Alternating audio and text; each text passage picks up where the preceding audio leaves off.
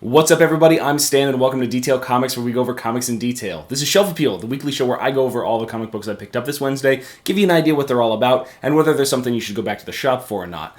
What I'm going to do is I'm going to start talking about comic books with Silk number 16. And if you've been following along with any of these videos, you probably know that Silk itself hasn't really been pivotal in any way or important in any way to the clone conspiracy, which is the overarching theme, the event that it's tying into in the Spider universe. And for the most part, this kind of continues that. What we do is we do see the reveal of a safe haven, for these kind of revived dead folk, and it's kind of throwing a few different things into the mix here, but then also there's an issue that's kind of arising with these reincarnated individuals. So we're going to see how that probably unfolds in Clone Conspiracy number 4, which is probably going to go into it in a lot more detail, and if that's the case, this still makes this book relatively unnecessary. So it's one of those things where you can pick it up, but your mileage is going to vary. Next is a book that I'm just hopping on, and that is Daredevil. So Daredevil number 15 is a surprisingly good point to jump onto, because what you do is you see an incognito Matt Murdock. He goes out, he takes contract out on himself as Daredevil, and this invites a whole group of Z-listers to come and try and take out the Man in the Mask. So this is really interesting because it also plays on Matt Murdock as a character, it plays on Daredevil as a character, it introduces a whole bunch of different things, and it revives an old villain of Daredevil's, which is really exciting, and it's going to play into the overall running with the Devil series that everything's unfolding. So since this isn't an event book, it's going to be a bunch of interweaved stories, and I really like that aspect about it. If you've been feeling any kind of want to go pick up Daredevil, I would definitely recommend jumping onto this issue, and then possibly picking up the other tie-in stories that are going to go along with it. It looks like it's going to be a really fun ride. And then another book that's going to be a ride, but I'm not sure how fun it's going to be, is IVX number 2. So IVX is interesting because we're at the Inhumans versus X-Men, and then compared to what we've been getting with Justice League versus Suicide Squad, which is an issue every single week, this book basically feels like it's over and done with already. Like it should have already been finished, even though it's just gotten started. Because we see the X-Men and all the mutants laying siege to New Attilan, and then, we get the supposed escape of some individuals that doesn't necessarily go as well as they would think. And it's really kind of that first opening shot that's been fired in this war between the Inhumans and the X-Men. And I find myself really enthralled by some of the artistic choices, some of the kind of tactical decisions. I really like Medusa's character and how she's kind of standing her ground in this respect. But it just can't help but feel like it's less kinetic than, say, something like Justice League versus Suicide Squad, just because the repetition of having something coming out every single week gives that one a much more kind of continued feeling of presence, and it's just, this feels underwhelming in comparison. So that's a really bad thing for Marvel books, even though this is, by all rights, almost as good as the first issue. I like the espionage factor of the first issue a little bit better. This one just feels disappointing for no reason other than the other books that are coming out around it. So, I'm sure a lot of people enjoyed it, and I found it enjoyable, but it just doesn't feel like it could capture me the way that it should have. However, there is a book that I did enjoy greatly, and that is Green Valley number 4. And this is kind of the Knights of Colodia. They're kind of regrouping from their first encounter with Cyril the Dark Wizard, and we finally get to see dragons. Or dinosaurs, because they're dinosaurs and not dragons. But it's just kind of throwing you off in this whole kind of thing. I feel like time manipulation, possibly VR simulation. There's a lot of different aspects to the story that could really kind of make things make more sense in a world that doesn't necessarily make sense, because medieval technology-based wizards with dinosaur pets from the, prehistoric era, it just feels awesome, but I can't help but think that this is a kid sitting in his bedroom with like the little plastic dinosaur, and that, kind of like Wash when we open up on Firefly. It's just like, yeah, he's got this is a great land, and we shall call it this land. And I just can't help but feel like some action figures are fighting plastic dinosaurs in some kid's imagination. But this is a story that Max Landis had in his mind when he was like 9 years old or something like that, so that's totally where it came from.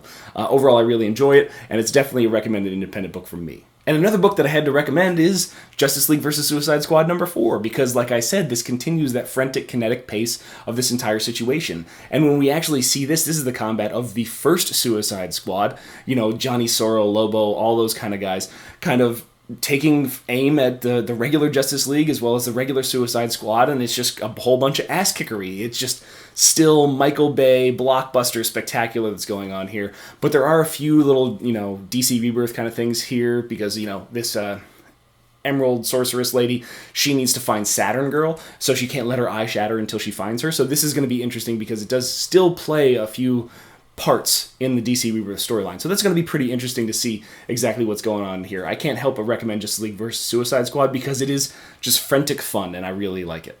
Another book that I was really liking is All New Wolverine number 16. So this is going to bring us back to the origin story, or at least the not necessarily retelling. Her genesis being kind of forced back upon her as she's dumped into this sensory deprivation tank.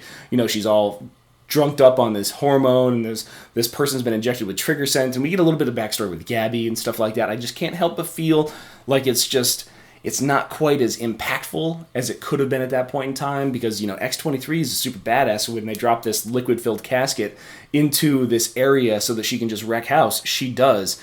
But it just can't help but feel like there's a bit of continuity missing here, because it's just like, so how did Gabby get off the boat? How did she figure out that this is the target? What happened over the course of that week? So hopefully that's going to be told in the next issue, which is going to help bring this whole thing back around. So overall, it was still a really good tale, but it just left me wanting a little bit more answer in this actual issue compared to, you know, waiting for it in another month or so. And then we hop on to Action Comics 971, and this is actually a really good continuation of the Men of Steel story arc, because Men of Steel wasn't necessarily referring to El Call and Zane and all those kind of guys. It was the union of Superman and Lex Luthor Superman, and how they're going to have to work together in this situation, because Superman has been doing a great job playing up this ruse of agreeing with these far-off distant characters about the execution of Lex Luthor. He even takes up the sword in an attempt to kind of steer the direction of the whole conflict in his own manner. And the beginning of this is all Lex Luthor just narrating and talking. It's just like, he's never trusted me, all that kind of stuff. And then it's just like, oh, that was the idea. This Superman is much smarter than I think. And then they bounce off into a boom tube, which was interrupted by Zane. And man, it was a really good issue. I'm definitely going to be doing a review of Action Comics 971, so we're going to talk about it in a little bit more depth over there. But highly recommend you guys go grab it. Action Comics has been a pretty standout book from DC Rebirth, so I'd always have to recommend it. Once we finish with Action Comics, we find ourselves with The Flash number 14, which is the beginning of the Rogues Reloaded story arc. And what this sees is not necessarily a reintroduction of the Rogues themselves, but really Barry doing some detective work to try and find out what has happened with the Rogues. You know, he's been sympathetic. You know, it's one of those situations where he's tracking down all these individual leads. You know, he even goes to the person that creates all the costumes for the Rogues to try and find out these various things. And one of the things that, you know, there's really cool little key points in here. It's just like, you know, the costume maker, he's just like, there's one thing that they've always told me, or that I've overheard: the Flash always plays by the rules. So it's just like, well, you know, Barry Allen is a pretty good D2 shoes Boy Scout kind of character. He doesn't really, you know, believe in anything other than serving justice. He doesn't really beat up or kill the individual, so he always plays by the law. And for people that live outside the law, that's a very different story. So what we see is this very clever kind of plot that has been laid out by the actual Rogues. It's going to lead into the actual conflict. You know, while the cat's away, the mice will play, so to speak. So Rogues Reloaded and the whole Flash storyline that's going to be unloading, I am really excited about where that's going to go. I can't recommend The Flash enough just because of that fact. This is going to be a really nice establishing shot for the Rogues, and I'm really excited about it. And then there's the crossover series that I'm not necessarily so excited about, and that is in Spider-Man number 12. So this is the beginning of the crossover between Spider-Man and Spider-Gwen, and what we see is Miles Morales making out with Gwen Stacy. Okay, so that's how the book opens up, but what we find is that Brian Michael Bendis is doing this for the third time, where he is, well, the second time really, he's telling a story from Miles Morales' perspective as these things happen in the past. He's relaying it to his friends. And the thing is that I find that the dialogue choices and this kind of thematic effect that he's putting out here is, since it just happened in the previous, you know, like 2 issues ago when he did it in Spider-Man number 10, it has completely lost its effectiveness comparatively. You know, it's one of those things best used sparsely. So when we see this, it's basically him and Goldballs and Ganke, they're like chilling in his dorm room, and he's telling them the story of how he started making out with Spider-Woman. And by the time we get to the end of the book, Spider-Woman makes her first appearance. So this has happened over multiple issues, and it's probably going to happen over the course of, you know, the full 3 issues from Miles's perspective. And it feels frustrating in some respects, because I don't necessarily want to experience this story this way. I would much rather experience it in real time. I don't need to see the whole tease at the beginning with the whole makeout session. I would rather have it kind of develop organically rather than have it be told in retrospect, because the feeling of a character experiencing things for the first time is much different than knowing that he's already experienced it and just kind of like a retelling of it. It kind of throws me off the whole thing, which I find a little bit frustrating. So I'm not necessarily sure if you guys are going to enjoy this one, but It looks like it could be okay. It's not going to make me drop Spider-Man anytime soon, but it does make me a little less excited for the next few issues. However, there is a Brian Michael Bendis book that I'm going to go back-to-back on, and that is Jessica Jones #4, which has me very excited for where it's going to go. And this is because we see Allison Green's return, but only in kind of namesake. We see Carol Danvers, and we realize at this point in time that Brian Michael Bendis hates Carol Danvers. And I'm not going to say this simply because of Civil War II, but basically he said in this book that Carol Danvers is the reason that Jessica Jones and Luke Cage's marriage is basically ruined at this point in time, and that her daughter is in hiding because she used her to kind of go in and be this kind of mole inside this new organization that's been popping up. So that's why they put her in prison. That's why she's been kind of like distant. That's why she's been moroseful. She needs to feel disconnected from the superhero community so it makes it safe to approach. So this was all Carol's idea. So basically Brian Michael Bendis gives Carol Danvers terrible ideas. It's really intriguing. It's a really cool story. I'm really excited to see where Jessica Jones goes now. And after being kind of on it after the first 2 issues or so, I finally see where it's kind of starting to hit its stride. So I'm really excited about this, but it's just really weird how he handles her character. It's just kind of odd. But overall, Jessica Jones #4, very exciting, and I can't wait to see where #5 goes. Another book that I can't wait to see where it goes is Captain America Steve Rogers #9. So this is the trial of Maria Hill. And to be honest with you, it is almost entirely a trial, other than the flashbacks to Steve Rogers' youth. And this is where we see that Steve Rogers would not ever really an ideal cadet for the Hydra agents. He was often mentioned as being put out to pasture. However, his kind of really gung-ho attitude, his determination, his grit, the fact that he was an excellent pupil, he was basically a disciple of these folks while he was a youth, it made him kind of survive this whole training aspect and really made him be selected by Whitehall for this most important of missions, where this is where we start to see him get involved with the Super Soldier program, or at least insinuates that he gets installed into the Super Soldier program. So at that point in time, we also get the same situation where we're talking about Maria Hill retaining control of S.H.I.E.L.D., and she's on trial basically to see whether she keeps her job or not. With these things on the line, Nick Spencer basically relays all of the Avenger history or the Captain America history for the last 12 months or so, including Avengers Standoff, as well as the entire Civil War aspect, what Maria Hill's been doing as a great director of S.H.I.E.L.D., how she's saved individuals.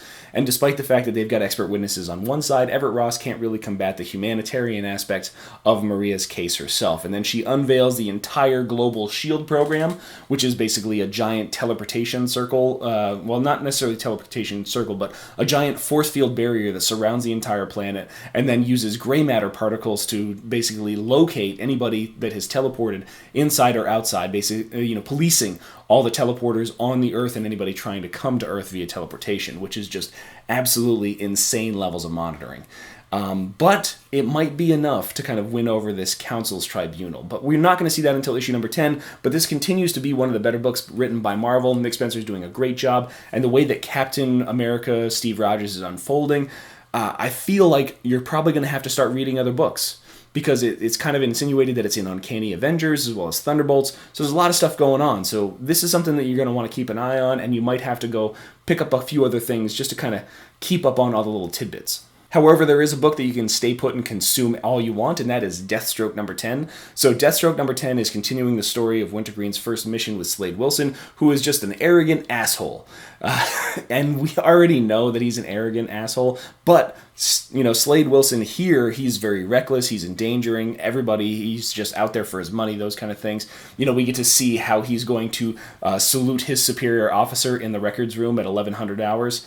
It's just one of those things where you understand who he was as a youth and how that translates into who he is now, and they start to try and uncover the kind of thought process and how he's developed due to his latent metagenes that were enhanced by the whole icon suit in the program that he was part of. Also, we get to see Rose Ravager's kind of foray into her history, which includes the Hmong that she's a part of, and how they're kind of gangsterified and all that kind of stuff. It was entertaining.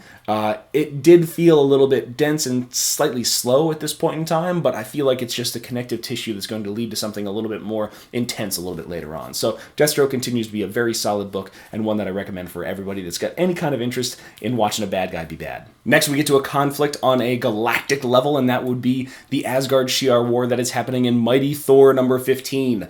So Mighty Thor number 15 is a pretty cool cold open, because what we see is we see Heimdall, and we get the history, or the real reputation that Heimdall has of being able to see things across worlds. You know, it's just like he can see a maggot kind of coming out of its thing like 10,000 worlds away. You know, occasionally he has to blink, so what you've got to be able to do is span galaxies in an instant in order to be able to surprise him or take him out. And that's exactly what Guardian of the Shi'ar Empire does. He comes in and just starts laying the hurt on Heimdall as well as the rest of the Asgardians. And then next we know they've all got ships in orbit around Asgard. And while this is kind of going on, or at least while that initial conflict is going on, their, Cull, I believe his name is, he basically gives Jane Foster Thor an ultimatum. It's just like, cure your cancer, die, or get the hell out. And it was just like, oh my God. All right, well, she's got a time limit on how long she can kind of keep this up, but it's going to be really interesting to see how these things unfold, especially as this Asgard Shi'ar war kind of comes to a head, really, because the Asgardians have been attacked, and then immediately as they get Jane Foster Thor, they bamf to hell back to their home planet, and it's just like, okay, who is going to come after Lady Thor? What's really going to happen in this aspect? Which hopefully it looks like is going to tie into Unworthy Thor towards the end, or at least that's what I'm really hoping for, but there aren't really any hints at this point in time yet. But Mighty Thor continues to be a great book from Marvel, and one that I can't wait to see a little bit more about these Shi'ar gods, so to speak.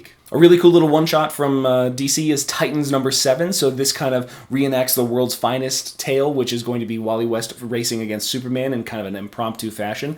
But as the Titans have kind of taken up their residence inside New York, what we see is them kind of wrapping up this conflict with this metahuman that has not necessarily had his powers for long, or at least that's what's insinuated. But they are in New York, they are in Manhattan, as the kind of last reveal for the word Manhattan came out in issue number 6. So this is more of a literal interpretation of that than we, as comic book fans, are interpreting it as Dr. Manhattan. This is actually New York Manhattan.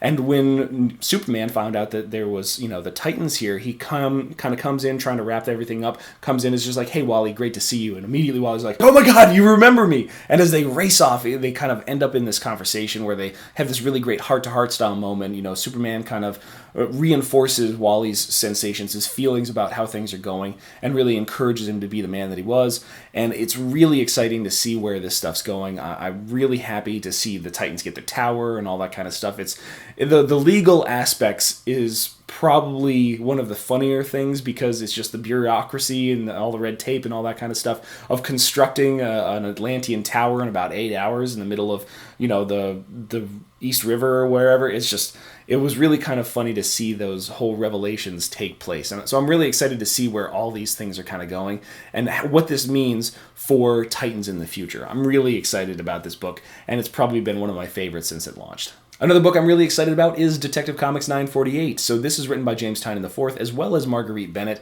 with art by Ben Oliver. And this is, the main cover for this is the only one that can get me close to not buying the Raphael Albuquerque, because it just looks so good over there. But what we see that this is kind of like a way to kind of bring Batwoman back into the fray of her own particular book and kind of set the stage for that and create her own conflict with her father. And this is pretty cool because we get to see Colony Prime, which is a brand new character that kind of represents the entirety of the colony. When the colony needs some dirty work done, a little bit of wet work, they send in Colony Prime, and that's pretty interesting. We get to revisit the Night of the Monster Men and what it's actually doing to people around that area, how Argus is woefully inequipped to handle that, which might really lend itself to a little bit more of Batwoman's taste than, say, Batman's taste. So this is a really good starting point, and I can't wait to see where the next issue goes before they actually launch the Batwoman title in February. So this is one to definitely keep your eye on. But it's not quite the best Batman book, which is reserved for All-Star Batman number 6. So I can just say that this is Scott Snyder and Jock does the artwork. And that would be enough, because it's a fucking amazing. Sorry about that, but it is. It's so fun, and it's so cool. And I'm totally mean to say that pun, because the art style is just, it feels kind of unforgiving, it feels unwelcoming, it feels kind of detached, and really it bends itself to what we're seeing here. So if you're thinking about the scene, it's very, like north of the wall Game of Thrones White Walker style, except it's got Victor Fries on the back end trying to control these people that are essentially resurrected cryogenesis patients. And then you've got Batman who's coming up here into this frozen tundra, not necessarily knowing exactly what to expect, but is clearly some point where he is not able to survive outside of his cold armor because of this overall freezing capacity. And then he's got this violent orange disease kind of thing that he's hidden inside his body as soon as he's exposed to air. It is like visceral and violent and dystopian, and but there's like this beauty to this poem kind of aspect of it. I mean, I had so much fun with this. I can't wait to do the actual review on it. It is fantastic. I loved it. It's great. After the first series of issues, the first arc was great, but this single standalone, oh my God, I love it. I love it all. It's awesome. Definitely go grab it. Go get it. Yeah, it's one you got to read. It's awesome. And then another one that you kind of got to read is Wonder Woman number 14. So Wonder Woman number 14 is pretty interesting because it continues and concludes the actual year one storyline of Wonder Woman. And we see Ares, the god of war, has made his presence known. He's about to go into conflict with Diana, and he goes like full on mind grapple with her to try and purge. She's basically supplicated herself to the god of war on behalf of all of humanity. And it's really interesting because Greg Rucka takes this opportunity not to throw them into a heated battle. There is a full 2-page spread of that, but he kind of uses this as a commentary. Ares' words really dictate how our modern society looks and feels. It's just like, he's like, war already owns this world. It's just like, they spin lies to tell you it's justified, it's perpetual. It's just like, she is being a beacon for not only, the people of the world, but for peace itself, which is completely in contrast with everything that Ares is saying. And it's just like, yeah, you got corruption amongst your leadership, which is always want to be a war. You always want to fight amongst yourselves. I own you people. And she's like, well, I will take this world back from you. And it's just like, I don't know why the hell the UN wouldn't want this woman as an ambassador, because she kicks ass and she wants peace. And it's just like, hell yeah. So it wasn't quite what I was expecting. The social commentary is nice, especially when it's so validated, but it's one of those things where it was kind of out of the blue and it wasn't the way that I expected this year one story to end, but still really enjoyable. Highly recommend Wonder Woman, especially for you guys out there that have any remote interest in the character whatsoever, especially with the new movie coming up. Go grab Wonder Woman from the beginning to the end. You're going to love it. And then there's another book that I really love, and that is Amazing Spider-Man Renew Your Vows number 3. And Amazing Spider-Man Renew Your Vows number 3 is interesting because it kind of concludes this triumvirate of stories that are being told all simultaneously. And we get some really interesting character moments here. Annie Parker, as in school, she's a really interesting character. She gets to make friends with like the toughest girl in 4th grade. And I mean, just Ryan Stegman drawing Annie Parker in elementary school is super fun. I love the character. I love the art around the character. I love the personality that drives the character. The one thing that's really interesting is that Jerry Conway gave her a very interesting version of the spider sense powers. She's got the standard spider sense, but she also has some sort of clairvoyance. So it feels like she's very Madame Webbish, and she doesn't necessarily understand what that means at this point in time because she can see things before they're happening. So that's going to be really interesting to see them explore later on.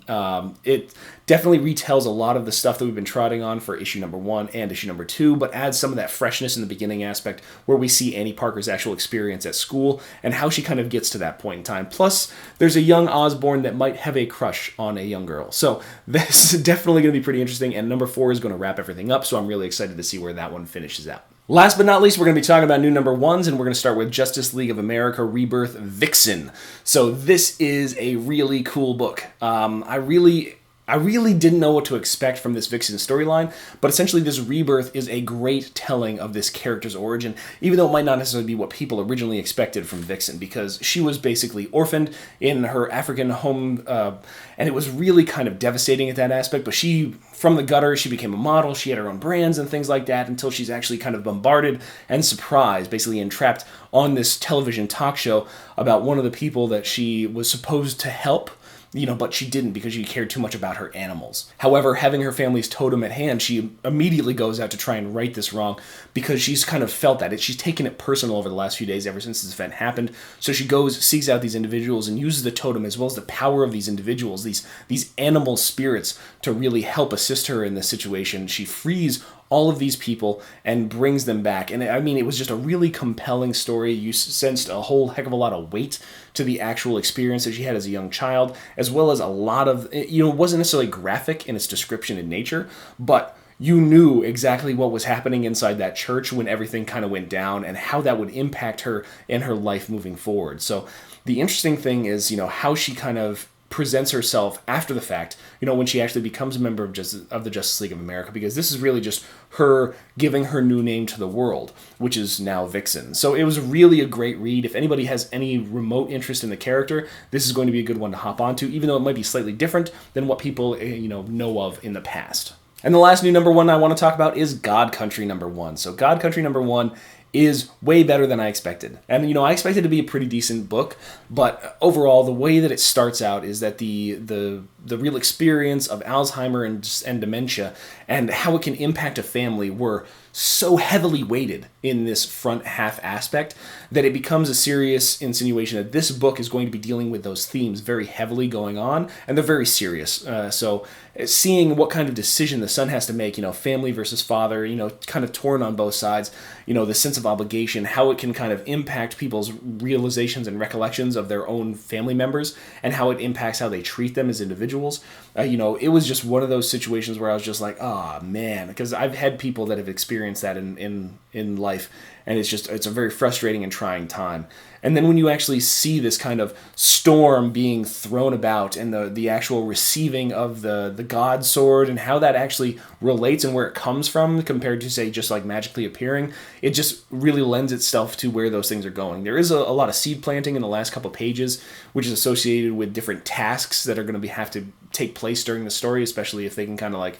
It's a lot of foreshadowing to try to entice you to read more, but I really just like the connective tissue of the actual family and how everybody kind of reflects and reconnects towards the end when now, Grandpa's okay, at least as long as he's holding this sword. So it's one of those things where it's really interesting. Also, the narration, because it's written in the sense that you've got some sort of accent or Texas drawl, I am not going to lie, I totally read the entire thing in a Texas accent, or at least a Southern accent, which was both a fail and hilarious on my internal monologue. So it's one of those things where you might enjoy it more if you just try to throw a little twang on the narration inside your own melon. But it was one that I really am interested in.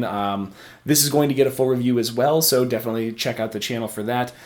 These are the books that I picked up this Wednesday and all of my thoughts on them, so I want to know what you guys grabbed too as well. So, if you picked up anything different, if you have any other kind of thoughts on the books that I grabbed, let me know in the comments down below and we can start that conversation. As always, if you like what you see, hit the like button. Don't forget to subscribe right there to get more news, reviews, and commentary on comic books, comic book movies, comic book TV shows and games, and anything and everything inside the world of comics.